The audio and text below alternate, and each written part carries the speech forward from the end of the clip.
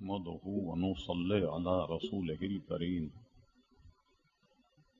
أما بعد إن الله وملائكته يصلون على النبي يا أيها الذين آمنوا صلوا عليه وسلموا تسليما اللهم صل على سيدنا ومولانا محمد معود الجود والكرم وآلہ وبارک وسلم صلاة وسلاما علیک یا سیدی یا رسول اللہ۔ معزز علماء کرام، عزیز طلبہ، لائق عزت تکریم حاضرین مجلس، جیسا کہ آپ کے علم میں ہے کہ نماز کی شرائط کا بیان جاری ہے۔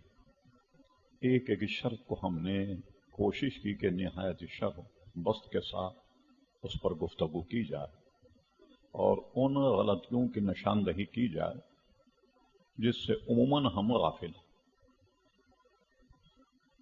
اور اس پر ہم نے کافی اور وافی گفتگو کی۔ نماز کی پہلی شرط طہارت۔ یہ جملہ تو کتنا مختصر ہے طہارت، لیکن اعلیٰ فاضل بریلوی کی فتاوی رضویہ ملاحظہ فرمائیں، تقریباً 2000 سے زائد صفحات طہارت پر، اور طہارت میں یہ سب آ جائے گا۔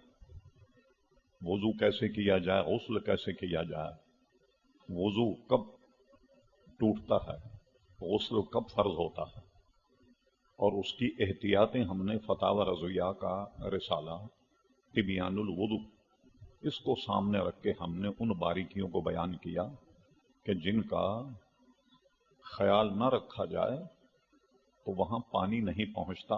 جب پانی نہیں پہنچے گا غسل میں، نتیجتاً غسل نہیں ہوگا۔ جب غسل نہیں ہوگا، نمازیں جو پڑھی جائیں گی وہ بیکار ہو کر کے رہ جائیں گی۔ پھر اس کے بعد ایک بہت بڑا عنوان ہے، پانی نہ ملے تو تیمم۔ اب اس کے ذیلی مسائل، تیمم کب کیا جائے، کتنے فاصلے پر پانی نہ ملے تو تیمم کیا جائے، اور کیا کیا عوارض ہیں۔ اور اس میں ایک عنوان یہ ہے، پانی کے ہوتے ہوئے تیمم کہاں جائز۔ اس کی اعلیٰ حضرت فاضل بریلوی نے فتاوی رضویہ کی پہلی جلد میں 200 قسمیں لکھی، اور پھر اس کے بعد تیمم کن کن چیزوں سے کیا جائے، یہ ایک الگ عنوان ہے۔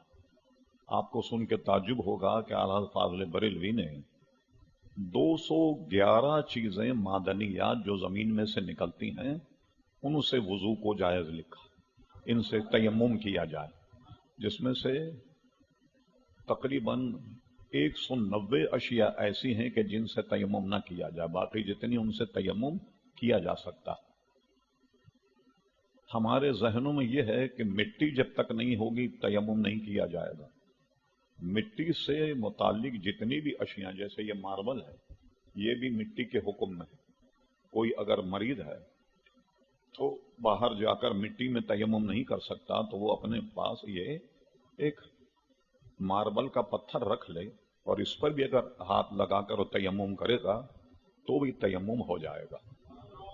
اور یاد رہے کہ غسل اور وضو کا تیمم یکساں ہے، اس میں کوئی فرق نہیں، دونوں میں نیت میں فرق ہے کہ جب آپ غسل کا تیمم کریں تو وہ نیت کریں، وضو کا تیمم کریں تو وہ نیت کریں۔ اور بعض صورتیں اس میں ایسی جس پہ ہم ذکر کریں گے کہ پانی موجود ہے تب بھی تیمم جائز ہے۔ وہ صورتیں جو ہیں وہ تفصیل طلب ہیں۔ مثال کے طور پر جس نماز کا نیم البدل نہیں، اس میں بھی تیمم کیا جا سکتا ہے۔ جیسے عید کی نماز ہو رہی ہے اور اب بالکل آپ آخری رکعت میں پہنچے، تو اب وضو نہیں، وضو کریں گے تو نماز چلی جائے گی۔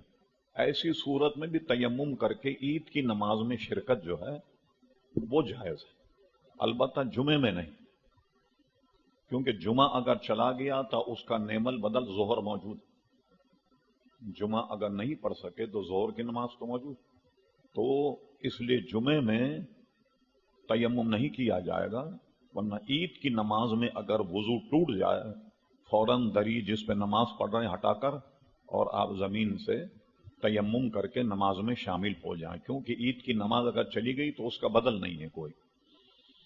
تو بعض ایسی صورتیں ہیں جیسے نماز جنازہ ہے، نماز جنازہ میں آخری تکبیر سے پہلے آپ کا وضو ٹوٹ گیا یا بے وضو ہو گئے کسی طرح بھی، یا پہنچے آپ اسی وقت جب آخری تکبیر ہو رہی، تو ایسی صورت میں بھی تیمم کر کے جنازے میں شرکت جائز ہے، اس لیے کہ نماز جنازہ ہو جائے تو اس کا بدل نہیں۔ اس کی پھر کئی ذیلی ایسی قسمیں ہیں کہ جس کو ہم اپنے اپنے اوقات میں انشاءاللہ اللہ تبارک و تعالیٰ نے اپنے حبیب کے صدقے توفیق دی تو انشاءاللہ اسے بیان کرتے رہیں گے۔ آج ہم بہت اہم عنوان ہے نماز کی شرط وقت کا پایا جانا۔ ہمارے یہاں وقت بھی شرط ہے، اگر نماز کا وقت نہیں تو نماز نہیں ہوگی۔ اب یہ بات تو بہت تلخ ہے، لوگوں کو پسند نہیں آتی۔ جیسے ہم سعودی عرب جاتے ہیں تو وہاں عصر کی نماز وہ 2:30-3 بجے پڑھا دیتے ہیں، تو وہ ہمارا عصر کا وقت ہی شروع نہیں ہوا، جب شرط ہی نہیں پائی گئی نماز کیسے ہوگی؟ اب لوگ یہ گفتگو کرتے ہیں، صاحب یہ اتنی بڑی جماعت سے اب محروم کر رہے ہیں ہم۔ ارے بھائی شرط ہی نہیں پائی گئی، ایک آدمی ناپاک ہے تو ناپاکی میں کیسے نماز پڑھ جائے گا؟ اس لیے کہ طہارت شرط ہے۔ اسی طرح جیسے طہارت شرط ہے، استقبال قبلہ شرط ہے، تو اسی طریقے سے وقت کا پایا جانا بھی شرط ہے۔ وقت اگر نہیں ہوا تو نماز نہیں ہوگی۔ لوگ جوق در جوق پڑھے جا رہے ہیں، بھائی شرط ہی نہیں پائے، ہمارا تو وقت ہی شروع نہیں ہوا عصر کی نماز کا، تو کیسے عصر کی نماز ہوگی ہماری؟ اب یہاں یہ الگ مسئلہ ہے کہ اس امام کے پیچھے نماز پڑھنے کا، پہلی تو شرط ہے وقت ہی نہیں۔ اب اس میں آئیے اب نظام الاوقات پر گفتگو کرتے ہیں جو ہر شخص کو نمازی کو یاد رکھنے کی بے انتہا ضرورت۔ ایک تو یہ دیکھیے آپ کے، یہ میں اپنا تجربہ بتا رہا ہوں، کتابوں میں یہ مسئلہ نہیں، ہر نمازی کو گھڑی رکھنا بہت ضروری ہے، اس لیے کہ اس کے ذریعے سے نمازوں کی حفاظت ہوگی۔ ہر نمازی کو یہ نظام الاوقات کو جو کیلنڈر ہے سامنے لٹکا نظر آ رہا، یہ بازار سے لے کر اپنے یہاں اس کو آویزاں کر لیں، تاکہ کبھی آپ کی صبح آنکھ کھلے تو یہ پتہ لگ جائے کہ فجر کا وقت ہے یا نہیں۔ تو کیلنڈر کے ذریعے، اب تو آپ جانتے ہیں کہ ہر چیز موبائل میں آ گئی ہے، کراچی یونیورسٹی کا سافٹ ویئر ہے جو نظام الاوقات بتاتا، اب تو ٹیلی فون پہ لوڈ کر لیے لوگوں نے نظام الاوقات۔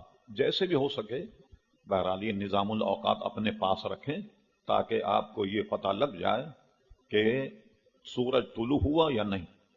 اگر سورج طلوع ہو گیا اب نماز نہیں پڑھی جائے گی، اور سورج اگر طلوع نہیں ہوا تو فجر کی نماز جائز ہے جب تک کہ طلوع آفتاب نہ ہو۔ تو یہ چیزوں کا اپنے پاس رکھنا بہت ضروری ہے۔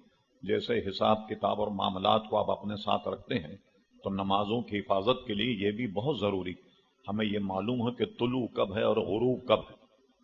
اچھا یہ اگر آپ کے ذہن میں رہے تو کیا ہوگا، جیسے ہمارے یہاں عام لوگوں کی یہ ہے کہ کہیں سفر کر رہے ہیں، گھر پہنچے سورج غروب ہو گیا، سورج غروب ہونے کے بعد تھوڑی سی دیر ہوگی تو ہم سمجھتے ہیں کہ مغرب چلی گئی۔ اب مغرب گئی کا مطلب یہ کہ ہوگی قضا۔ اگر آپ کا نظام الاوقات ہو کہ آپ دیکھیں کہ بھئی سورج کب غروب ہو رہا، تو سورج غروب نہیں ہوا تو نماز کا وقت موجود۔ پھر اس کے اور ذیلی معاملات بتاتے ہیں ہم، مغرب کا وقت کب تک رہتا ہے؟ صرف سورج غروب ہونے پہ نہیں، جب تک عشاء کا وقت شروع نہ ہو اس وقت تک مغرب کا وقت رہتا ہے۔ اور وہ ایک یاد رکھ لیں اس کا فارمولہ، صدر الشریعہ نے حساب کر کے لکھا، ہر موسم میں مغرب کا وقت 1 گھنٹے 18 منٹ رہتا، 1 گھنٹہ 18 منٹ سے 1 گھنٹے 35 منٹ تک ہر موسم میں، کیونکہ موسم میں گھٹتا بڑھتا رہتا، تو زیادہ سے زیادہ 1 گھنٹہ 35 منٹ اور کم سے کم 1 گھنٹہ 18 منٹ۔ اب اگر آپ کو غروب آفتاب معلوم ہو تو آپ دیکھیں کہ ابھی 1 گھنٹے 18 منٹ کے اندر کا وقت ہے تو آپ مغرب پڑھ سکتے ہیں، مغرب آپ کی قضا نہیں ہوئی۔ इसी तरह जोहर का वक्त जब तक असर का वक्त शुरू नहीं, जोहर का वक्त रहता है। अच्छा, उमूमन हम ये समझते हैं कि जोहर की नमाज हो गई और धूप में तेजी आ गई, हमने खुद ही समझ लिया कि जोहर कज़ा हो गया। आप निज़ामुल औक़ात देखें कैलेंडर के जरिए कि वक्त असर शुरू हो गया, अगर असर का वक्त शुरू हो गया अब जोहर कज़ा हो गई। अगर असर का वक्त शुरू नहीं हुआ तो बिल्कुल आखिरी वक्त में भी आप जोहर की नमाज पढ़ सकते हैं। तो इस तरह अगर आप ये निगरानी रखें तो नमाजें कज़ा होने से बच जाएंगी। अच्छा, इशा का वक्त हमने ये शुरू से अपने जहन में बिठा लिया कि अवाम के नजदीक रात में भी जवाल का वक्त है। कहते हैं जब 12 बज जाए तो जवाल हो गया। अरे सूरज नहीं तो जवाल कहां से हुआ रात में? तो कहते हैं 12 बज गए जवाल हो गया, अब इशा की नमाज नहीं पढ़ेंगे, कज़ा हो गई, इत्मीनान से सो गए। फजर का वक्त उस वक्त तक रहता है जिस वक्त हम सहरी बंद करते हैं, तुलुए आफताब नहीं, तुलुए फजर, उस वक्त तक इशा का वक्त रहता है। अगर फजर तुलू नहीं हुई, जो साफ एक आसमान पर सफेद जाहिर होती, जिसको पुराने उर्दू में कहते हैं पौ फटना, जब तक इशा का वक्त रहता है, जैसे सहरी का वक्त एक मिसाल दी है मैंने, उस वक्त तक वक्त रहता है। और सहरी का वक्त कब तक रहता है? जब तक तुलू आफताब ना हो जाए। यह भी बड़ी समझने की बात है, इसमें बड़ी गलती होती। उमूमन घरों में ये मौजूद है कि भाई अजान होती रहे ना, उस वक्त तक खाते रहो, अभी अजान हो रही है। अच्छा, एक ये, और दूसरा ये कि अगर मौज़न की आंख लग गई, खुदा ना खास्ता इंसान, और उसने अगर वक्त शुरू होने के आधे घंटे के बाद अजान कही, अजान कहना तो जरूरी है कि भाई नमाज होने वाली, क्या जब तक खाते रहेंगे आप? हदीस शरीफ में है कि हुजूर अलैहिस्सलाम कभी कभी हजरत बिलाल रज़ियल्लाहु अन्हु को ये फरमाते कि अजान कह दो ताकि लोग सहरी के लिए उठ जाएं। कभी कभी सहरी में उठने के लिए भी अजान कही जाती। तो अजान का मामला नहीं, वक्त जो है ये मोतबर है। अगर वक्त हो गया, सहरी के वक्त खत्म हो गया, न जाने क्या क्या बातें मशहूर हैं। जो निवाला मुंह में है उसको तो खा सकते हैं आप, जो पानी का घूंट मुंह में उसे आप निगल लें तो कोई फर्क नहीं पड़ता रोजे पर। ये अज खुद हमारे यहां ये बातें खवातीन की खुद साख्ता शरीयत में मौजूद है और ये हर घर में गश्त करती, समझे साहब। तो निजामुल औकात अगर आपको याद हो, आप हिफाजत करें तो आपकी नमाजों की हिफाजत होगी। और ये नमाज की शर्त है, वक्त का पाया जाना। जब तक वक्त नहीं होगा नमाज नहीं होगी। ये तो हमने बताया कि आप नमाज की हिफाजत के लिए सारी चीजें अपने पास रखें। घड़ी, तुलू और गुरूब का कैलेंडर, ये तो अल्लाह ने करम किया कि घड़ियां ईजाद हो गई। और जब घड़ियां ईजाद हुई और तुलू और आफताब का हिसाब लगाकर जो इल्म तौकीद के जानने वाले थे, उन्होंने कैलेंडर वज़ा करके आपको ये बता दिया कि तुलू कब है, गुरूब कब है, जोहर कब है, असर कब। वरना आप खुद अगर इसकी जांच पड़ताल करते तो बहुत मुश्किल काम था। और ये भी आपके जहन में रहे कि सबसे पहले बर्रे सगीर में तुलू और गुरूब और निजामुल औकात का कैलेंडर जारी करने वाले आला हज़रत फाज़िल बरेलवी रहमतुल्लाह अलैह, जो अपने वक्त में उन्होंने हिंदुस्तान के निजामुल औकात के मुताबिक कैलेंडर जारी किया। फिर उसके बाद आला हजरत के मानने वालों ने, जो इस इल्म के जानने वाले थे, जिन्होंने आला हजरत से फन पढ़ा, वो थे अल्लामा ज़फरुद्दीन बिहारी रहमतुल्लाह ताला, उन्हें इन पर काम किया। और उनके एक शागिर्द थे हजरत अल्लामा मौलाना सैयद अफजल हुसैन साहब। बहरुल उलूम का लक़ब हिंदुस्तान के उलमा ने दिया। वह हिंदुस्तान से पाकिस्तान आए, फैसलाबाद का दारुल है कादरिया रज़विया, उसमें एक अरसे तक शेखुल हदीस रहे। वो इस फन के इतने माहिर थे कि अगर वो कलम कागज लेकर बैठ जाएं, उनसे दुनिया का कोई शहर पूछा जाए, जैसे आप पूछ लें कि जापान में टोक्यो में सूरज कब तुलू होगा, वो हिसाब लगा के बता देते। तुलू ये है, सहरी इस वक्त होगी, इफ्तार इस वक्त होगी, जोहर का वक्त इस वक्त शुरू होगा اور غروب اس وقت ہوگا، پوری دنیا کے کوئی شہر کا نام لیں وہ حساب لگا کے بتا دیا کرتے تھے۔ ہماری الحمدللہ ان سے کافی ملاقات رہی۔ فیصل آباد جب میں گیا تو اس علم کے وہ بڑے ماہر تھے، اور ایک مرتبہ یہاں کراچی میں دو مولویوں نے بڑی ٹھوکر کھائی۔ ایک تو تھے مفتی عبد الرشید صاحب، بقول ان کے وہ علم توحید کے ماہر تھے، اور ایک مولوی محمد شفیع صاحب۔ ان کا کہنا یہ تھا کہ آج کل کے نظام الاوقات جو اس میں ہم لوگ جو فجر کی نماز پڑھتے ہیں یہ صحیح نہیں، جو سحری بند کرتے ہیں یہ وقت صحیح نہیں۔ انہوں نے اپنا حساب بتایا اور وہ جنگ اخبار میں چھپا کہ صاحب یہ وقت جو ہے جس میں ہم لوگ اذان کہتے ہیں یہ وقت درست نہیں ہے۔ ان کے نزدیک اس میں دو قسمیں تھیں، ایک صبح صادق، ایک صبح کاذب۔ تو کہتے ہیں یہ صبح صادق نہیں، صبح کاذب ہے جس میں آپ اذان کہتے ہیں۔ یہ میں نے سارا فارمولہ مفتی افضل حسین صاحب کے سامنے رکھا، تو انہوں نے ایک 16 صفحے کا رسالہ اس کے رد میں لکھا، اور وہ رسالہ اب تک میرے پاس موجود ہے۔ ایک مرضی مسئلہ دوبارہ زندہ ہو گیا، جنگ اخبار میں چھپا، تو میں نے پھر وہ رسالہ ان کو دیا کہ بھائی اس کا تو رد ہمارے علماء کر چکے ہیں۔ جو نظام چل رہا ہے جیسے ہمارے یہاں دارالامجدیہ کا کیلنڈر ہے، یہ ہم نے کہا یہ نظام صحیح ہے، اور اس کو مفتی افضل حسین صاحب نے علم توقیت کے اعتبار سے دلائل سے اس کو رد کیا۔ پھر اس کے بعد ایک صاحب نے مجھ سے رابطہ کیا جو شاید اس علم کے جاننے والے، ہمارے حوالے جب یہ بیان چھپا تو انہوں نے مجھے فون کیا کہ میں آپ سے بات کرنا چاہتا ہوں۔ میں نے کہا دیکھیے کیا بات کرنا چاہتے ہیں آپ؟ کہنے لگے یہ جو آپ کا بیان آیا۔ میں نے کہا دیکھیے میں خود علم توقیت نہیں جانتا، اکابر علماء میں ہمارے ایک عالم دین تھے، ان کا وصال ہو گیا، ان کا رسالہ موجود ہے، وہ میں آپ کو دے سکتا ہوں۔ بحث اور ابحاث تو میں نہیں کر سکتا آپ سے، کہ اس علم سے میں واقف نہیں، لیکن میں نے جہاں تک کوشش کی تو ان سے رسالہ لکھوا کر لوگوں کے روزوں کی حفاظت کے لیے میں نے اخبار میں چھپوا دیا۔ تو آپ کا جی چاہے تو مانیے، نہ جی چاہے تو نہ مانیے۔ لیکن بعد میں مجھے پتا چلا کہ مفتی محمد شفیع صاحب نے اپنے اس مسئلے سے رجوع کر لیا، لیکن مفتی عبد الرشید صاحب جو ناظم آباد میں ان کا مدرسہ ہے انہوں نے رجوع نہیں کیا، وہ اس پر اڑے رہے، اور اس کے بعد بھی انہوں نے کچھ لکھا، لیکن مفتی سید افضل حسین صاحب وصال فرما گئے تھے۔ اب وصال فرمانے کے بعد اس علم کا کوئی ماہر مجھے ملا نہیں کہ میں اس کا جواب لکھوا کر کے اس کو چھاپتا۔ میں نے کہا ان کے وصال کے بعد آپ نے چھاپا، اصل جو جواب دہندہ تھے وہ اس دنیا میں رہے نہیں۔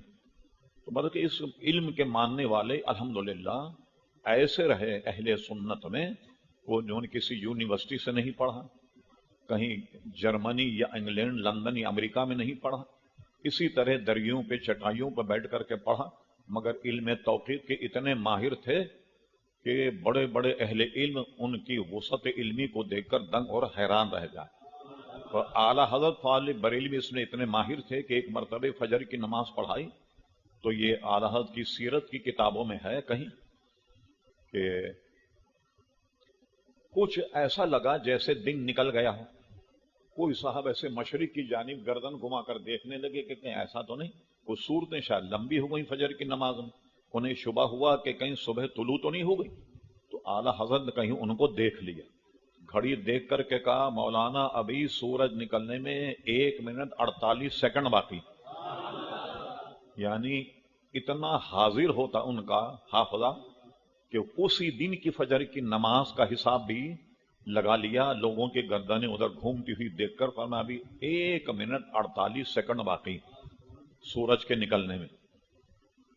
تو اس کے اتنے ماہر، تو اب یہ گھڑیاں نکلنے سے کام کتنا آسان ہو گیا کہ ہمیں فجر کا بھی پتہ لگ جاتا ہے، سحری کا بھی پتہ لگ جاتا، ظہر کا بھی پتہ لگ جاتا۔ اب آئیے ذرا ہم اس میں وسعت کتنی ہے وہ ذرا ملاحظہ فرمائیں۔ ظہر کی نماز کب پڑھیں گے ہم؟ کسی کا پین ہو تو ذرا دیجیے جناب، قلم ہے کسی صاحب کے پاس؟ بڑی مہربانی۔ یہ دیکھیے عموماً آپ جو پہلے دیکھا جاتا تھا وقت اس طرح ایک لکڑی کو گاڑ دیا جائے، اب یہ سورج نکل رہا، سورج نکلنے کے بعد یہ بالکل سورج نصف نہار اس کے بالکل سر پہ آ گیا سورج، تو آدمی کا سایہ بالکل مختصر ہو جاتا. اگر آپ دیکھیں یا کوئی بھی چیز جو زمین میں گڑی ہو اس کا سایہ مختصر ہو جاتا. اس کے بعد اب سورج ادھر ڈھلنے لگا، اس کو کہتے ہیں زوال. لوگ سمجھتے ہیں نصف نہار، یہ زوال نہیں. زوال تو یہ اب سورج ادھر کی طرف نکلا، اب اس کا سایہ ادھر پڑنے لگا تو ظہر کا وقت ہو گیا. اب ہمارے امام اعظم ابو حنیفہ کے نزدیک جب یہ لکڑی یہاں گاڑی جائے اور اس کا سایہ جب اس کے قدموں میں آ جائے، یہاں نشان لگا لیا جائے، اب اس کے بعد یہ سایہ سورج جب ادھر ڈھلے گا یہ سایہ بڑھتا جائے گا اس طرف کا. اب اس کو یہاں سے ناپا جائے، یہ اگر 2 مثل ہو گیا. ہمارے امام اعظم کے نزدیک وقت عصر اب شروع ہوا، اور امام شافعی کے نزدیک سورج کے ڈھلتے ہی وقت عصر شروع ہو جائے گا 1 مثل پر. یعنی یہ 1 مثل پر یہاں نشان لگائیے. اب امام شافعی کے نزدیک عصر کا وقت شروع ہو گیا، اور ہمارا عصر کا وقت شروع نہیں ہوا. اب عصر کا وقت کب تک رہے گا؟ جب تک کہ غروب نہ ہو جائے آفتاب. اچھا، کسی شخص نے سستی کی، کاہلی کی، عصر کی نماز نہیں پڑھی، سورج غروب ہو گیا تو سمجھ لیں کہ عصر قضا ہو گئی. اب وہ مغرب کی نماز پڑھ کر پھر عصر کی نماز قضا کرے.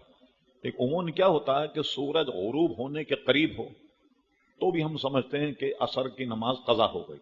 تو ایسا نہیں، عین سورج غروب ہوتے وقت بھی اگر آپ نے عصر پڑھ لی تب بھی عصر ہو جائے گی، مگر ہمارے علماء کے نزدیک یہ عصر مکروہ تحریمی کے ساتھ ادا ہوگی، لیکن اس کا لوٹانا واجب نہیں ہوگا. اب بعض لوگوں نے اس پر قیاس کیا. اب جیسے فجر کی نماز ہے، اب فجر کی نماز میں امام نے سلام پھر لیا اور سورج طلوع ہو گیا، مگر ابھی 1 رکعت باقی ہے. تو اہل حدیث حضرات کا فتویٰ یہ ہے کہ دونوں رکعتیں پڑھ لیں. اگر اس نے 1 رکعت پالی تو دونوں اس کو مل گئی، مگر یہ ہمارا مذہب نہیں. وہ سورج نکلنے کے بعد بھی، جیسے ہمارے یہاں امام سلام پھر لے فجر کی نماز، جو سنتیں رہ گئیں تو ان کو آپ نہیں پڑھ سکتے، لیکن ان کے یہاں اس وقت بھی سنتیں پڑھنا جائز. وہ کہتے ہیں نماز فجر کے بعد دوسری نماز جائز نہیں ہے نا، تو یہ سنتیں جو ہے یہ نماز فجر، تو یہ فجر کی نماز کے بعد بھی ہو جائے گی. ان کے نزدیک یہ بھی جائز. لیکن ہمارے نزدیک سورج طلوع ہوتے وقت جو نماز پڑھی جائے، وہاں غروب آفتاب تک تو نماز کا اعادہ نہیں، مگر یہاں اگر سورج طلوع ہو جائے اور فجر کی نماز ابھی آپ نے نہیں ادا کی پوری اور دوسری رکعت میں سورج طلوع ہو جائے، اب آپ کو نماز لوٹانی ہوگی. اب یہ قیاس کیا جائے کہ صاحب وہ غروب آفتاب تک تو اعادہ نہیں، تو طلوع میں بھی یہ قانون رہنا چاہیے. تو بعض محدثین نے اس حدیث کی شرح بیان کر دی، یہ نقطہ لکھا کہ مغرب کی نماز کا اعادہ اس لیے نہیں ہوگا، سورج غروب ہونے کے قریب چلا جائے اور فرض کیجئے کہ غروب ہو گیا، یہ آخری وقت ہے تو وہ نماز کا وقت ہے، لیکن سورج نکلنے کے بعد کوئی بھی نماز کا وقت نہیں، اس لیے اس کا اعادہ کیا جائے گا. اور عصر میں جو ہے اس کا اعادہ نہیں کیا جائے گا، اگرچہ سورج غروب ہونے تک بھی اگر عصر پڑھ لے. یہ فعل اس کا مکروہ تحریمی ہے، گناہگار ہوگا کہ اس نے جان کر کے ایسا کیا. جان کر ایسا کرنا تو منع، سستی ہوتی ہے. کہتے ہیں چلو اب پڑھ لیں گے، شیطان بھی تھپکی دیتا ذرا 10 منٹ باقی ہیں ابھی آرام کرو پھر پڑھ لینا. بس اصل مسئلہ یہی. اور اس کا ایک طریقہ یہ ہے کہ اگر آپ ہمیشہ باوضو رہیں تو کبھی بھی نماز پڑھنے میں سستی نہیں ہو، ہمیشہ باوضو رہیں. بلکہ اعلیٰ حضرت فاضل بریلوی تو ایک جگہ یہ بھی لکھا ہے کہ سونے کے وقت بھی وضو کیا جائے اور مسواک کیا جائے. اور بعض احادیث ایسی نقل کی جس میں یہ لکھا کہ مومن اگر مسواک کر کے وضو کرے اور سو جائے تو اس کی روح جو ہے عرش تک جاتی، عرش تک جاتی. تو باوضو سوئے تو اور فضیلت. اور یہ گزر چکا کہ وضو میں مسواک بھی ضروری. بلکہ ایک حدیث شریف میں تو یہ فرمایا کہ امت پر شاق نہ گزرتا تو میں مسواک کو فرض کر دیتا ہے. ایک حدیث میں کہ میں واجب کر دیتا اگر تم پر شاق نہ ہوتا. شاق کا مطلب یہ ہے جیسے ہم کہیں سفر میں ہوں پر مسواک نہیں، اور اگر مسواک فرض یا واجب ہوتی تو جب تک مسواک نہیں وضو نہیں ہوتا. پر میں نے امت کی سہولت کو دیکھتی ہوئی اس کو فرض نہیں کیا، ورنہ میرا جی تو یہ چاہتا تھا کہ میں اس سے فرض یا واجب کر دیتا. ایک उम्मत पर शाह गुजरता, इसलिए मैंने ऐसा नहीं किया। बहरहाल मैं अर्ज कर रहा था निजामुल औकात, वक्त की हिफाजत करें। एक दूसरी बात इसमें यह भी है कि जो वक्त हमें मिला है उसकी आप कदर करें। जो वक्त गुजर गया ये दोबारा नहीं आएगा। हमारे यहां वक्त का ज़िया बहुत ही हमारे जिंदगी का बेहतरीन मशगला, यानी जाया करना वक्त को। और वक्त का जाया करना क्या है, आप देखें कि तरावी में तो पैर दुख जाएंगे हमारे 20 रकत में, पान की दुकान पे 1 घंटे खड़े रहें, रात रात भर चबूतरे पे बैठेंगे। हमारे यहां जोड़िया बाजार वगैरह में रहता था, लोग रात के 12 बजे उतरते थे चबूतरे पे बैठने, जिसका मैंने नाम रखा ओटला कॉन्फ्रेंस। चबूतरे को ओटला कहते हैं मेमनी में, तो ये ओटला कॉन्फ्रेंस। अच्छा, ये रात भर बैठे रहेंगे, घर कब जाएंगे? जब अजान होगी फजर की, नमाज नहीं पढ़ेंगे, घर जाएंगे तो अजाने फजर के वक्त जाएंगे। भाई नमाज पढ़ के जाते तब भी गनीमत, पूरा वक्त चबूतरों पर गुजारते हैं, कितना वक्त जाया होता। और रमजान में हर नमाजी मौलाना कहता है भाई मौलाना बहुत देर लगती है, आप जरा जल्दी पढ़ा करें तरावी। बल्कि हर आदमी वहां जाता है जहां तरावी जल्दी होती।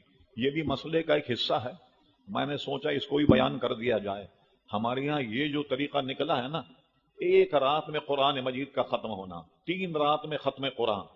हर आदमी उधर जाता है, उधर जाने के बाद अगर आप हालत देखें खुद जाकर, जहां 1 रात में खत्म होता, मौलाना साहब किरात कर रहे हैं, ये पीछे बैठे हुए सिगरेट फूक रहे हैं या पान खा रहे हैं।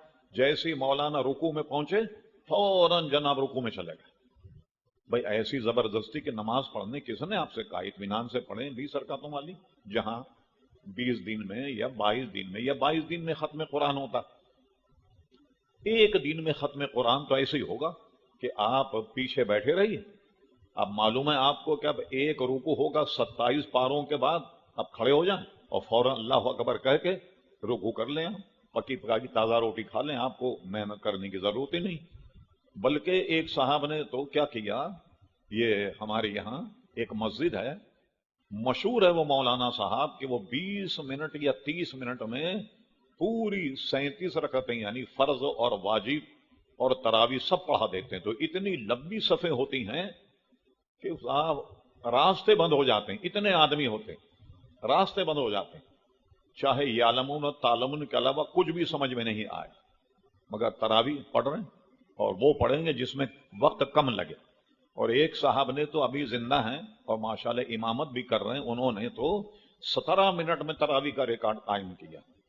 अलम तरा कैफा वाली तरावी 17 मिनट में पढ़ाई उन्होंने, 20 रकत। बताइए आप, देखा आपने कितनी रेस लग रही। इसलिए बाद लोगों ने क्या किया कि जनाब तरावी की 8 रकत पढ़ ली, 8 रकत कर ली कि साहब 8 ही रकत साबित हो, इसी को सुन्नत बता दे। उलमा ने हमारे ताकुब किया। अल्लामा गजाली जमा का एक पूरा रिसाला है, 20 तरावी पर 20 हदीसें नकल की। इसी तरह मुफ्ती अहमद यार खान साहब रहमतुल्लाह अलैह ने भी इस पर काफी कुछ लिखा है। हमारे उलमा इसके कायल हैं कि तरावी जो है वो 20 रकत और 20 के अलावा 8 पढ़ी जाए। तो 8 तो ये हमारा मजहब है ना, साहबा कराम का मजहब था। हजरत उमर फारूक रज़ी अल्लाह अन्हु जब तरावी की जमात खड़ी की तो 20 रकतें पढ़ी। और चूंकि हदीस शरीफ में है कि जब रमजान का महीना आता जिब्रील अमी आते, हुजूर अलैहिस्सलाम को कुरान सुनाते या हुजूर अलैहिस्सलाम उन्हें कुरान सुनाते। अब ये जश्न नुज़ूल का महीना है ये कुरान मजीद का, शहर रमजान अल्लज़ी युनज़िलु फ़ीहिल कुरान, के कुरान जो है वो रमजान में नाजिल हुआ। हजरत फारूक आजम ने कानून बनाया कि 20 रकातें होंगी और इसमें कुरान मजीद पूरा पढ़ा जाएगा। और ये फारूक आजम की दानिशमंदी थी कि जो हजरात दिन में हम आप जैसे जो कुरान नहीं पढ़ पाते, कम से कम रमजान में पूरा कुरान मजीद सुन ले। इसका सवाब ता क़यामत हजरत फारूक आजम को मिलेगा कि कानून बना दिया 20 रकातें होंगी और 1 महीने में पूरा कुरान मजीद इमाम तिलावत करेगा, ताकि इस तरह हम पूरा कुरान मजीद 1 महीने में सुन लें। लोगों ने इसको 8 कर लिया। अब मैं बिल्कुल आसान तरीके से आपको समझाता हूं, अगर ये सौदा समझ में आ जाए तो ले लीजिए आप, वरना यहीं छोड़ जाइए।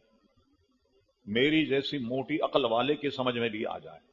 चलिए, कल अगर हमारा मुकदमा अल्लाह के दरबार में पेश हुआ और अल्लाह ताला हमसे फरमाएगा, मेरे बंदे तरावी तो थी 8, तूने 20 क्यों पढ़ी? हम कहेंगे मौला 8 पढ़ने के बाद ही तो 20 पढ़ी है ना, तो 8 तो हमारी तरावी कबूल फरमा ले, बाकी को अपने कर्म से नफल बना ले। और तुम पेश हुए और तुमसे पूछा रब ने कि तरावी तो थी 20, तुमने 8 क्यों पढ़ी? अब बताओ तुम 16 कहां से लाओगे? हम तो आसानी से छूट जाएंगे। हम तो 8 पढ़ के फिर 20 की तरफ गए हैं ना, आपने तो पढ़ी 8, अब आप 16 कहां से लाएंगे अगर आपसे पूछा गया कि भाई लाइए? समझे? तो मुकदमा हमारा हर तरीके से मजबूत। मेरे एक मरतबा मैं अल्हम्दुलिल्लाह अल्लाह की तौफीक से हज पर गया। हज के मौल्लिम के पास जो आदमी काम करने वाले होते हैं, वो कुछ हमारे लोग थे खारा दर के। उन्होंने अपने मौल्लिम से कहीं जिक्र किया कि भाई आज हमें जल्दी जाना है, हमारे एक शेख आए हुए कराची से, आज हमने उनकी दावत की है। अब वो मौल्लिम उनके मत्थे लग गया कि भाई तुम्हारे जो मौलाना उन्हें हमारे यहां भी लाओ। पहले हम भी उनकी दावत करते। मैं भतेरा जान छोड़ा रहा कि इससे कोई ना कोई उलझाव पैदा होगा जब मैं जाऊंगा, मगर वो माना नहीं। हमारे लोगों ने भी कहा कि भाई कोई हरज नहीं, अगर वहां हम दावत खा लें कोई से हरज नहीं। मैंने कहा देखो कोई बहस आवाज का जैसे होगा तो ये क्या करते हैं, फौरन पुलिस को बुला लेते। मैं आए हूं हज करने के लिए, मुझे जेल भिजवा देंगे। कह ले नहीं ऐसा कुछ नहीं होगा। चलिए हम वहां पहुंच गए। अब उसने फौरन बहस छेड़ दी, मुख्तलिफ बहसें करता रहा, मैं उसे जवाब देता रहा अपने इल्म के मुताबिक। फिर उसको बार बार ये कहता रहा, मैंने कहा तुम्हें यह गलत फहमी है, ये दूर कर लो कि तुम ही इल्म रखते हो और पाकिस्तान और इंडियन के उलमा इल्म नहीं रखते। अब वो जबरदस्ती आ गया तरावी पर। तो अब जब तरावी पर आया तो मैंने सारी किताबें उसके अलमारी में देख ली कि लुगत वगैरह ये सब। तो मैंने कहा भाई हमारे पास हमारे दलाइल हैं, तुम्हारे पास जो दलाइल हैं वो हम इसमें उसको शामिल करते हैं। वो हुजूर अलैहिस्सलाम ने रात में उठकर 8 रकअत तहज्जुद की नमाज पढ़ी, 2 भी पढ़ी, 4 भी पढ़ी, 8 भी पढ़ी। आप उसको तरावी बना लेते हैं, हमारे यहां वो तरावी नहीं। अच्छा, मैंने उससे ये कहा कि देखो ये लुगत की सारी किताबें रखी हुई हैं, ये जो हम पढ़ते हैं 20 रकअत, आप में जो तालिब इल्म है वो भी जरा इसको गौर से सुने। ये इसको तरावी क्यों कहते हैं? ये तरावी किसकी जमा? ये है असल में तरविया की जमा। और तरविया लुगत में किसको कहते हैं? 4 रकअत के बाद आप देखें इमाम कुछ आराम करके मुख्तसर सी दुआ करता, दुआ करके खड़ा होता। तो ये चूंकि तरविया है 4 रकअत के बाद बैठना, और तरावी उसकी जमा। अब ये बताओ कि अगर ये तरावी 8 है तो इस पर जमा का सीगा कैसे आएगा तरावी? या तो तस्निया बनाओ, तरवीहैन बनाओ, या तरावीहैन बनाओ, कुछ ऐसा बनाओ।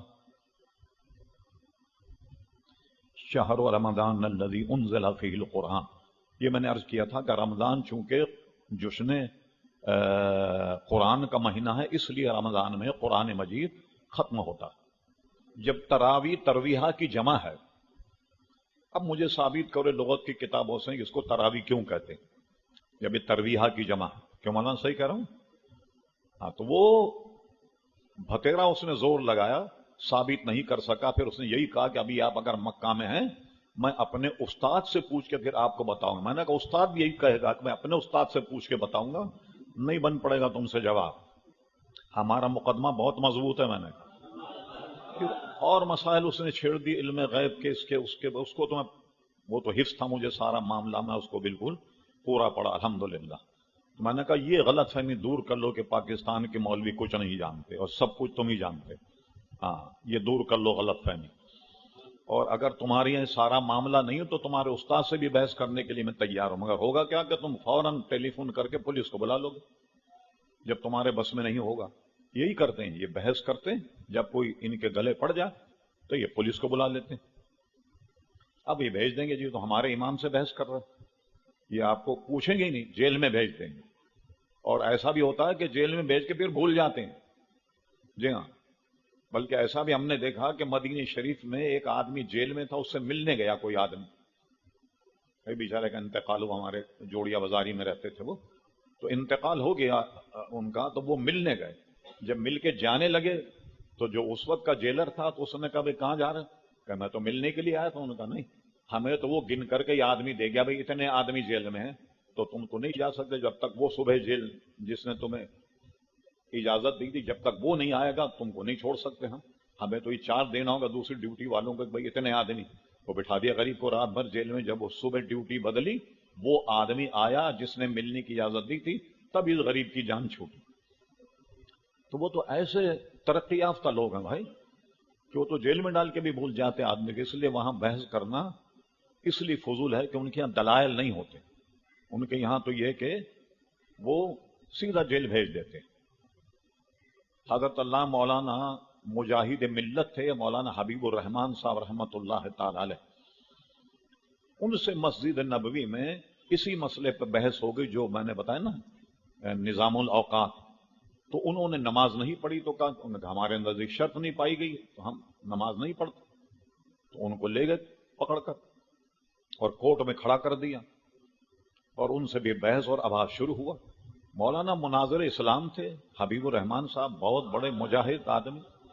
हाँ, बल्कि मुहद्दिस आजम पाकिस्तान मौलाना सरदार अहमद साहब रहमतुल्लाह अलैह के फारिग तहसील होने के बाद जो पहला मुनाजरा मंजूर असम्बली से हुआ बीबी जी की मस्जिद में, तो उसमें भी सदर मुनाजरा मौलाना हबीबुर रहमान साहब, हजरत अल्लाह मौलाना हशमत अली खान साहब रहमतुल्लाह ताला अलैह से अक्सर व बीशतर मुनाजरों में सदर मुनाजरा मुजाहिद मिल्लत अल्लाह मौलाना हबीबुर रहमान साहब रहमतुल्लाह अलैह रहा करते थे। मौलाना मुनाजिर थे, होशियार आदमी। जब बहस के लिए कोर्ट में खड़े हुए उन्होंने कहा मैं तुम्हारे सवालों के जवाब जब दूंगा कि जज तहरीर तौर लिख कर दे कि जो बहस होगी वो लिख करके मुझे नकल दी जाएगी। जज ने वादा किया कि ठीक है जो बहस होगी इसकी नकल आपको फराहम की जाएगी। उन्होंने कहा ऐसा ना हो कि उल्टा सीधा लिख करके हमें फांस दो, उसकी नकल देनी होगी। मौलाना जो भी वो सवाल करते जवाब देते कहते इसकी नकल दो। वो सवाल भी लिख कर देते और जवाब भी लिख करके देते। और वो इस पर लाए मौलाना को कि आप ये कहें मस्जिद नबवी के इमाम के पीछे नमाज नहीं होती ताकि उनको कत्ल किया जाए। मौलाना ये कहते थे हर बार कि मस्जिद नबवी के नजदीक इमाम के पीछे नमाज नहीं हो। वो कहते ये कहिए कि मस्जिद नबवी के इमाम के पीछे नमाज नहीं हो। उन्होंने कहा नहीं ये नहीं कहूंगा, मैं ये कहता हूं मस्जिद नबवी में नजदी इमाम के पीछे नमाज नहीं होती। वो ये नहीं कहा उन्होंने। फिर उसके बाद वो इतने जरी थे क्योंकि आवाज बुलंद हो गई। उनके एक वकील ने कहा मौलाना आवाज धीमी रखें, ये जिसके सामने गुफ्तगू कर रहे हैं आप जानते हैं इनके इख्तियारात क्या है? उन्होंने कहा जानता हूं, इसका ज्यादा इख्तियार ये है कि मुझे कत्ल करने का हुक्म दे सकता और क्या कर सकता, ईमान तो नहीं छीन सकता मेरा। यही इख्तियार है ना तुम्हारे काजी का, इससे ज्यादा इख्तियार तो नहीं।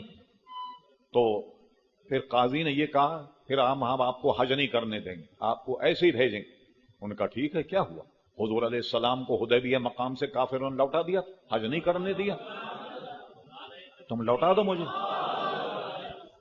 तो उनको हज नहीं करने दिया, उनको गिरफ्तार करके इंडियन एम्बेसी के हवाले किया और कहा कि इनको आप हिंदुस्तान भेज दें। वो बगैर हज किए हिंदुस्तान गए, मगर उनके जो जज थे उनको वो पूरे पड़े।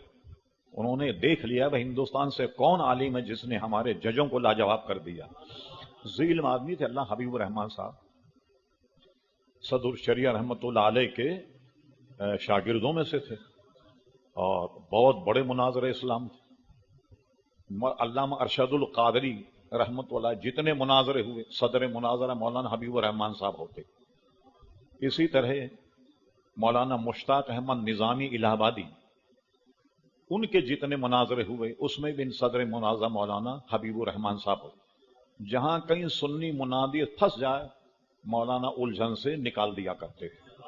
बहुत बड़े जी इल्म आदमी थे अल्हम्दुलिल्लाह, अल्लाह ताला उनको गरीब रहमत फरमा। तो बात बहुत तूल हो गई, मैं बचना चाहता था तफसील से, लेकिन वो कहीं ना कहीं तफसील हो जाती जिससे बच नहीं पाता मैं। तो अगर आपको निज़ामुल औकात याद हो तो आपको अपनी नमाजों की हिफाजत होगी, और अगर नहीं तो फिर आप यही समझेंगे रात के 12 बज गए तो समझेंगे आपकी इशा की नमाज कज़ा हो गई। तो इसका हमेशा ख्याल रखें। और हमारी यहां इबादत में तुलू और गुरूब शमसी निज़ाम, इस पर बड़ी निगरानी रहनी चाहिए। सूरज कब गुरूब हो रहा है, कब तुलू हो रहा है। اور جیسے حج ہے، حج کا معاملہ جو ہے وہ نظام قمری کے ماتحت کہ بھئی 10 ذی الحجہ ہو تو کیا ہوگا، 11 ہو تو اس میں کیا ہوگا، اور جب 12 کا سورج طلوع ہو جائے قربانی کا معاملہ گیا. اب قربانی کرنا جائز نہیں ہوگا اگر 13 کا سورج طلوع ہو جائے، اور ان دنوں میں 10 9 10 11 12 ان میں عمرہ نہ کیا جائے تو ان میں تاریخوں کا اور وقت کا بہت بڑا دخل ہے کہ ان میں اس کو پوری نگرانی کے ساتھ ان عبادات کو ادا کیا جائے. اس لیے کہ اس کے بغیر اگر یہ سوچا آپ نے، جیسے لوگ کہتے ہیں نہیں بھائی ٹھیک ہے سب چل جائے گا، تو جائے پھر سب چلی جائے گی عبادت آپ کی بڑی سے بڑی عظیم، وہ ساری عبادتیں آپ کی ضائع ہو جائیں گی اگر نظام الاوقات آپ کے ذہن میں نہیں ہوا. تو ہر نماز کا وقت ہے، اور وقت پر وہ نماز جو ہے وہ واجب ہے. وقت اگر نہیں ہوا تو نماز آپ کی ادا نہیں ہوگی. کیلنڈر رکھیں اور اس پر نظر رکھیں کہ سورج طلوع کب ہوگا، غروب کب ہوگا، سحری کا وقت کیا ہے، اور اس میں کبھی تردد نہیں کریں. بلکہ ہمارے یہاں لوگ عموماً شکایت کرتے ہیں دارالامجدیہ کا کیلنڈر جو ہے دوسرے کیلنڈروں سے ملا جائے کہ 2-3 منٹ کا فرق پڑتا. تو یہ ہوا یہ کہ ذرا سحری وغیرہ میں یہ کیا گیا کہ 2-3 منٹ کی رعایت کی گئی کہ اگر آدمی کہیں غلطی ہو جائے تو روزہ پورا ہو جائے. 2 منٹ پہلے بند کر دیا گیا، 1-8 منٹ کی احتیاط جو غروب آفتاب میں کی گئی. تو یہ صرف احتیاطاً ایسا ہے، ورنہ فرق نہیں. جو بھی کیلنڈر آپ اٹھائیں محکمہ موسمیات کا وہ بھی معتبر ہے، اس کو بھی دیکھا جا سکتا ہے. بلکہ کراچی یونیورسٹی نے ایک پورا کیلنڈر تیار کیا ہے جو ملتا ہے آپ کو ویب سائٹ پہ، وہ مل جائے گا آپ سے. اسی طریقے سے فجر کی نماز اگر قضا ہو گئی تو کب ادا کریں گے؟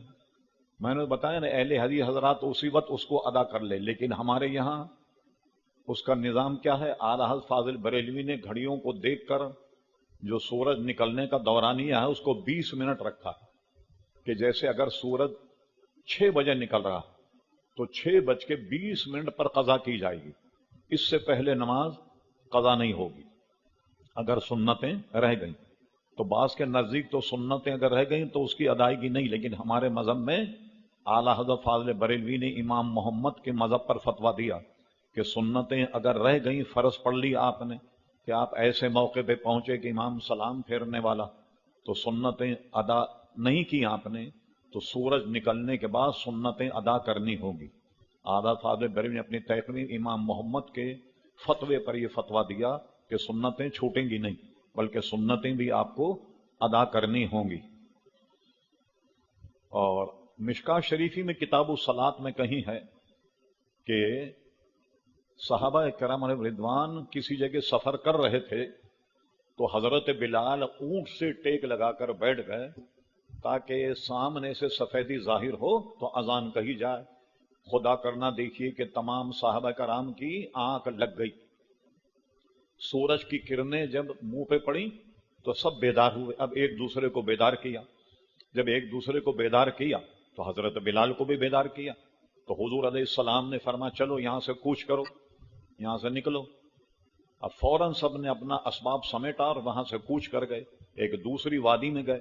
دوسری وادی میں جا کر حضور علیہ السلام نے سنتیں بھی پڑھی اور فرض نماز بھی پڑھی. اور یہ ذہن میں رہا، آپ کے بہت لمبی بحث ہے، اس میں پڑھنا نہیں چاہتا میں. حضور کی اگر نماز قضا ہو گئی تو حضور علیہ السلام پر کسی قسم کا عتاب نہیں. ٹھیک ہے؟ اس لیے ایک حدیث شریف میں حضور فرماتے میں بھولتا نہیں بھلایا جاتا ہوں تمہاری تعلیم کے لیے. اب علماء نے جو اس سے نکات بیان کی وہ سنیے کیا. عام طور پہ تو جو عیب نکالنے والے احمق ہیں وہ تو کہتے ہیں دیکھا آپ نے حضور بھی تو ہم ہی جیسے ہماری آنکھ لگ جاتی ہے حضور کی بھی آنکھ لگ گئی. مگر حضور کی آنکھ لگنے میں کتنی رحمتیں. اور فرمائیے بات، ایک تو ہوا یہ کہ حضور علیہ السلام نے آنکھ کھلتے ہی فجر قضا نہیں کی، کچھ دیر کے بعد کی. اس سے اعلیٰ حضرت کے فتوے کی تصدیق ہو جاتی کہ 20 منٹ کے بعد قضا کی جائے. اور اسی طریقے سے عصر کی نماز بغیر کراہت کے سورج غروب ہونے سے 20 منٹ پہلے ادا کر لی جائے. 20 منٹ سے جتنا زیادہ وقت ہوگا कराहत बढ़ती जाएगी और वहां 20 मिनट के बाद इशराक का वक्त होगा। अच्छा, सऊदी अरब में यह है कि उनके नजदीक इशराक का वक्त यह है कि फजर हो गई तो उसके बाद जो वक्त है वो सब इशराक, और उनके नजदीक मकरू वक्त नहीं, जब भी हरम में आए नफिल पढ़ सकते हैं आप, चाहे निस्फ नहार में आए तब भी नफिल पढ़ सकते हैं तहियतुल मस्जिद, लेकिन हमारे यहां जायज नहीं, क्योंकि सूरज निकलते वक्त कोई नमाज नहीं होगी, 20 मिनट का वक्त आपको गुजारना पड़ेगा। और एक इस हदीस से यह मालूम हुआ कि फजर की नमाज अगर कजा हो जाए तो सूरज निकलने के बाद अदा करना चाहिए, कि हुजूर अलैहिस्सलाम से यह साबित। तो हुजूर अलैहिस्सलाम की अगर आंख लग गई तो उससे कितने मसाइल हमें मिल गए। एक तो फजर की नमाज कजा हो जाए तो उसकी अदायगी होगी, छोड़ी नहीं जाएगी, जैसे दूसरे लोग कहते हैं छोड़ दिया जाए तो गई, नहीं ऐसा नहीं होगा, बल्कि अदा की जाएगी सूरज निकलने के बाद। अच्छा, इसके बाद एक वक्त है जिसको हम निस्फ नहार कहते हैं। ये आप देखिए दारुल अमजदिया में जब कैलेंडर मुरतब हुआ तो इसका उन्वान है ज़हवे कुबरा। ये पूरी दुनिया में हर मुल्क में जो इसके दुनिया के नक्शे का वो है उसके मुताबिक होता है। जैसे पाकिस्तान में कभी 10 मिनट होगा, कभी 12 मिनट होगा, जिसमें बिल्कुल सूरज जो है वो सर पे हो। अब ये ढलने में कितना वक्त लगता है, सऊदी अरब में मुश्किल से 10 मिनट, हमारे यहां कभी कभी आप कैलेंडर देख लो 40 मिनट भी होगा, 45 भी होगा, कभी 50 मिनट भी हो सकता है। ये वो औकात है ज़हवे कुबरा के जिसमें नमाज नहीं पढ़ी जाएगी, या जिसको अवाम जवाल कहते हैं कि इस वक्त नमाज पढ़नी जो है वो मना। लेकिन बाद नमाजें इसमें जायज, मसलन नमाज जनाजा आ गई तो मैंने कई जगह देखा कि इमाम साहब इंतजार कर रहे हैं कि भाई अभी तो जवाल का वक्त है, आप बैठे रहिए सब, और जब जोहर की नमाज होगी तो उसके बाद जनाजा पढ़ा जाएगा। हमारे नजदीक जब भी जनाजा आ जाए उसकी नमाज जनाजा फौरन अदा कर जाए, चाहे सूरज निकलने के बाद आए या निस्फ नहार में आ जाए, जनाजा जनाजा तैयार है तो नमाज जनाजा हमारे नजदीक जाएगा, इंतजार नहीं करेंगे। कि हाँ, इस इंतजार में कोई हर्ज नहीं कि भाई कोई वारिस रह गए हों तो चलिए थोड़ा इंतजार कर लें ताकि जब वो आ जाए तो पढ़ ली जाए नमाज जनाजा में। अच्छा, और ये नमाजें जो फराइज, इसमें किसी का इंतजार जायज नहीं। मैंने कहीं पढ़ा कि शाहजहां के किले में जो शाहजहां की अपनी मस्जिद थी जिसमें वो नमाज पढ़ते थे, उसमें एक इमाम की जरूरत हुई।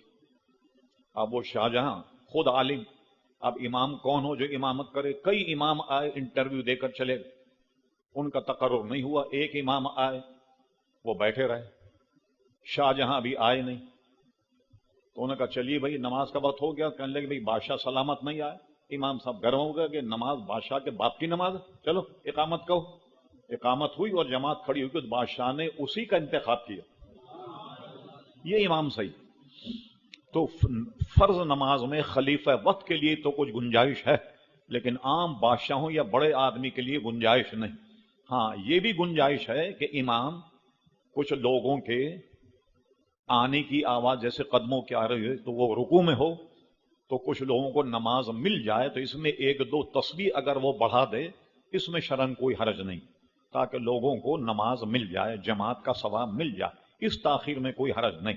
लेकिन किसी फर्दे मालूम के लिए इंतजार करना ये जायज नहीं, चाहे वो कितना ही बड़ा आदमी, उसका इंतजार नहीं किया। नमाज का जब वक्त हो जाए फौरन पढ़ लिया, कोई इंतजार नहीं हो। तो नमाज जनाजा में अगर वारिसों के इंतजार के लिए कुछ वक्त दरकार हो तो कोई हरज नहीं, इसलिए कि वारिस जब तक नमाज नहीं पढ़ेंगे, हाँ ये अगर नमाज पढ़ ले कोई वारिस तो अब उसकी नमाज जनाजा की तकरार नहीं होगी, दोबारा नमाज जनाजा नहीं पढ़ी जाएगी। हमारे नजदीक दोनों चीजें नाजायज, नमाज जनाजा गायबाना भी नाजायज और नमाज जनाजा की तकरार। और जाहिर है नमाज जनाजा गायबाना में तकरार भी है।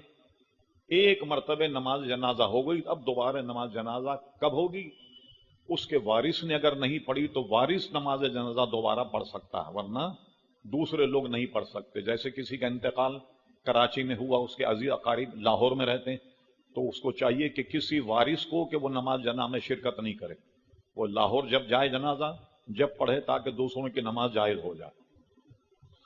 और उसके वली ने शिरकत कर ली, नमाज जनाजा की तकरार जायज नहीं। ये मसला نہایت شد و مت کے ساتھ اعلیٰ حضرت فتح و رضویہ میں نقل کیا، غالباً تیسری یا چوتھی جلد میں دیکھیے 350 کتابوں کے حوالے نقل کیے کہ ایک مرتبہ نماز جنازہ ہو گئی، اب نماز جنازہ دوبارہ جائز نہیں۔ اور شافعی حضرات کی دلیل یہ حدیث ہے کہ حبشہ کا جو بادشاہ تھا نجاشی، اس کا انتقال ہوا، وہ غائبانہ ایمان لا چکا تھا حضور علیہ السلام پر۔ جب صحابہ نے ہجرت کی تو اس نے بڑی خاطر و مدارات کی صحابہ کرام علیہ رضوان کی، پورا تعارف حضور علیہ السلام کا ہوا، تو اس کو علماء اسماء و رجال کے ماہرین صحابہ میں شمار کرتے نجاشی کا انتقال ہوا، دراوی کہتے ہیں حضور نے فرمایا چلو، ارشاد فرمایا میدان میں لے گئے حضور علیہ السلام اور فرمایا ہمارے بھائی نجاشی کا انتقال ہو گیا، ان کی نماز جنازہ ہم پڑھتے۔ تو نماز جنازہ پڑھی گئی تو امام شافعی کی دلیل یہ ہے کہ دیکھیے نجاشی کا جنازہ تو موجود نہیں، لیکن نماز جنازہ حضور علیہ السلام نے پڑھی تو وہ غائبانہ تھی۔ اب آئیے نماز جنازہ غائبانہ تھی، یہ کیا تھی؟ اس کو آئیے علامہ قاضی ایاز رحمۃ اللہ علیہ، پھر اس کے بعد اس پر شرح ملا علی قاری رحمۃ اللہ علیہ اور فتح و رضویہ میں اعلیٰ فاضل بریلوی نے اس کو یوں بیان کیا کہ راوی کہتے ہیں ہم جب میدان میں آئے، ہم نے جب نیت کی نماز جنازہ کی تو قسم خدا کہ ہم نے دیکھا کہ جنازہ ہمارے سامنے رکھا ہوا، جبریل امی حکم ہوا کہ زمین کو سمیٹ کر نجاشی کو حضور کی بارگاہ میں رکھ دیا جائے، تو حضور کی بارگاہ میں پیش کر دیا گیا۔ جب نجاشی موجود ہے حضور کے سامنے تو غائبانہ کہاں ہوئی نماز جنازہ؟ اس لیے ہمارے احناف کے نزدیک نماز جنازہ غائبانہ جائز نہیں، نہ اس میں شرکت نہ جائے۔ یہ آج کل نماز جنازہ غائبانہ ہوتی، یہ سیاسی ہوتی کہ جناب یہ مزار قائد پر نماز جنازہ ہوگی، نماز جنازہ ہونے کے بعد اب سارے لوگ پتھر مار کر ٹریفک بند کرتے ہیں، گاڑیوں کے شیشے توڑتے ہیں، اور ٹائٹل کیا ہے؟ نماز جنازہ غائبانہ ہو رہی ہے۔ یہ غائبانہ کیا ہوتا ہے؟ نماز جنازہ شرارتی ہے کہ بندہ روڈ کو بند کر دیا جائے اور نماز جنازہ غائبانہ پڑھی جائے۔ تو ہمارے نزدیک نماز جنازہ غائبانہ جو ہے دونوں ناجائز، غائبانہ بھی جائز نہیں اور نماز جنازہ کی تکرار بھی جائز نہیں۔ تو نماز جنازہ جب آ جائے تو اس کے لیے وقت کی شرط نہیں، یہ اگر نصف نہار میں بھی آ جائے جنازہ پڑھایا جا سکتا، انتظار نہیں کیا جائے گا۔ یہ فجر کے بعد بھی اگر آ جائے، سورج نکلنے وقت بھی اگر آ جائے تو انتظار نہیں کیا جائے گا۔ اور یہ ممانعت کے اوقات، فجر کی جب نماز ہو گئی تو اس کے بعد سورج نکلنے تک کوئی نماز نہیں ہوگی، یعنی جو اس دن کی فجر کی نماز ہے وہ بھی سورج نکلنے کے بعد ادا ہوگی۔ اور علماء تو فرماتے ہیں کہ اس وقت میں تلاوت قرآن بھی بہتر نہیں کا مطلب ہے کوئی پڑھے گا تو اس کو ثواب ملے گا، اور علماء نے یہ بھی لکھا کہ اگر وہ تلاوت کر رہا ہے اس میں سجدے تلاوت آ جائے، سجدے تلاوت کر سکتا، اس لیے کہ نفل تو ناجائز، لیکن سجدے تلاوت ہمارے امام کے نزدیک یہ واجب، تو واجب ادا ہو جائے گا۔ تو آپ مغرب فجر ان نمازوں کا خاص خیال رکھیں، یہ ہماری غفلت سے یہ نمازیں قضا ہو جاتی ہیں۔ اگر نظام الاوقات آپ کے ذہن میں رہے کبھی بھی آپ کی عشاء اور مغرب جو ہے یہ قضا نہیں ہوگی۔ اور تفسیر کے لیے باہر شریعت، فتح و رضویہ، یہ ساری کتابیں موجود ہیں۔ یہ تو ہم نے کئی کتابوں کا نچوڑ آپ کے سامنے رکھا ہے، خود اگر آپ اس کو تلاش کریں گے تو آپ کے مہینوں گزر جائیں گے، لیکن اگر انہی کو آپ نے یاد رکھا تو انشاءاللہ تا حیات یہ مسائل آپ کو یاد رہیں گے۔ اور جو پوچھنا ہمارے امام صاحب موجود ہوتے ہیں، اچھے فاضل عادی مدرس آدمی ہیں، آپ ان سے پوچھ لیا کریں، جس نماز میں ہوں آپ مجھ سے پوچھ لیا کریں، اور ان کو یاد رکھیں تاکہ آپ کی نمازوں کی حفاظت، سب سے بڑی بات نمازوں کی حفاظت ہے، سمجھ گئے صاحب؟ فقہا نے اپنے سال ہا سال کے تجربات کتابوں میں رکھ دیے ہیں، جن کو پڑھ کر سمجھنے کی، جاننے کی، یاد رکھنے کی کوشش کی جائے۔ ایک جگہ میں نے پڑھا کہ نماز فجر کے بعد اگر کوئی نماز پڑھنے لگے عوام، اس کو منع نہ کیا جائے، یہ مسئلہ سمجھ میں نہیں آتا۔ علامہ ابو البرکات صاحب رحمۃ اللہ علیہ بہت بڑے عالم تھے، مفتی اعظم پاکستان، اعلیٰ حضرت کے خلیفہ بھی تھے اور شاگرد بھی تھے۔ یہ دیکھیے علامہ ابو البرکات صاحب بھی اعلیٰ کے خلیفہ، شاگرد، اور جناب ان کے بھائی علامہ ابو الحسنات صاحب وہ بھی اعلیٰ حضرت کے شاگرد اور خلیفہ، ان کے والد علامہ دیدار علی شاہ صاحب رحمۃ اللہ، یہ بھی آلات کے خلیفہ اور شاگرد، برکت کے لیے آلات کچھ کتابیں پڑھی تھیں، تو وہ ایک مرتبہ تشریف لائے تو ان سے ہمارے تعلقات تھے، وہ اخون مسجد گھر بھی تشریف لائے، تو انہوں نے فرمایا کہ یہ مسئلہ میری سمجھ میں آتا نہیں تھا کہ ایک آدمی نماز فجر کے بعد نیت کر کے کھڑا ہو جائے، فقہ کہتے ہیں اس کے منع نہ کیا جائے۔ میں ایک جگہ تقریر میں گیا تو وہاں میں نے دیکھا ایک دیہاتی نماز فجر کے بعد نیت کر کے کھڑا ہو گیا نماز پڑھنے، میں نے کہا بھائی اس پر نماز پڑھنا حرام، اس نے ہنگامہ کر دیا، والا ایک کون سا مولوی آیا بھائی جو نماز پڑھنے کو حرام کرا؟ دنیا جمع کر لی اس نے، ایک مولانا ایسا ہے جو نماز پڑھنے کو حرام کرا، یعنی اسی دن مسئلہ سمجھ میں آ گیا کہ فقہا نے عوام کو کیوں منع کیا، کیوں کہا کہ منع نہ کیا جائے، یہ تو گلے پڑ گیا، جان چھڑانا مشکل ہو گیا۔ کہتا ہے یہ کون سا مولوی تم نے بلایا جو نماز پڑھنے کو حرام کرا؟ عوام ہے وہ، تو عوام تو کلا نام، اس کی جو سمجھ میں آیا اس نے ہنگامہ کھڑا کر دیا۔ تو بعض مسائل ایسے ہیں کہ عوام کے شر سے بچنے کے لیے علماء پرہیز کرتے ہیں، تو ان کا خیال ہر وقت رکھا جائے۔ بہرحال وقت بہت زیادہ ہو گیا، آدھے گھنٹے کا پروگرام تھا لیکن 55 منٹ ہو گئے۔ اللہ تعالیٰ سے دعا کیجیے کہ اللہ تعالیٰ مجھے آپ کو صحت عطا فرمائے، اور اس لیے صحت عطا فرمائے کہ جو سلسلہ یہ جاری ہے یہ جاری اور ساری رہے، اور یہ یاد رکھے بھی ختم نبوت کانفرنس النساء کلب میں منعقد ہے، کوشش کیجیے کہ اس میں بھی شرکت فرمائے۔ ربنا تقبل منا انک انت السمیع العلیم وتب علینا یا مولانا انک انت التواب الرحیم، وصلی اللہ تعالی علی خیر خلقہ سیدنا محمد وآلہ وصحبہ اجمعین۔